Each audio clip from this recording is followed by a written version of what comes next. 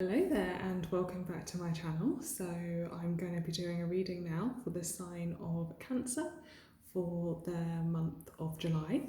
But before I get into it, if I could just ask you to like and subscribe to the channel if this is content that you'd like to see more of. Right, so 3 cards for Cancer. The first being the Four of Swords. The second being the Seven of Wands in reverse. And the third being the Magician in the reverse. At the bottom of the deck, we have the Five of Swords in reverse also.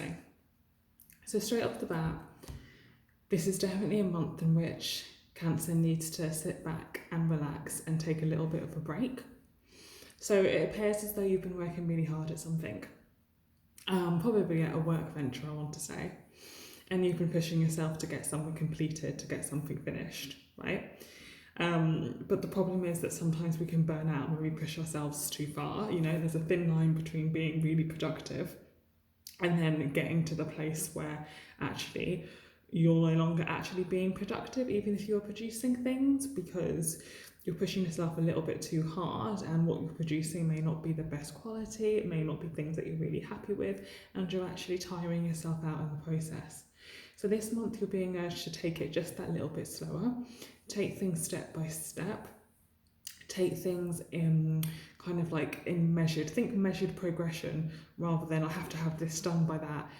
Perhaps try and loosen your deadlines or make your deadlines a little bit more sustainable, or even let some things go if you're not able to complete them in terms of your deadline, right? So just really take it a little bit slower this month, Cancer, knowing that even if you do take things a little bit slower, you will ultimately be able to get what you need to get done, and it will actually be better the slower that you do it. If that makes sense, you will produce better things if you take your time in order to produce them.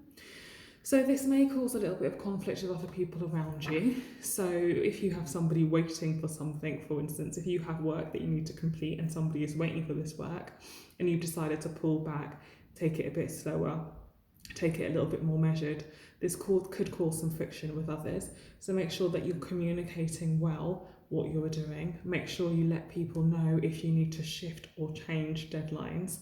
Make sure you're being cooperative if you need to get certain things done by a certain time, right? Prioritize. But this month, just be mindful of your energy, be mindful of your time, be mindful of burning out. Slow down as much as you can, and know that in slowing down, you will ultimately be more productive. All right, thank you so much. Bye bye.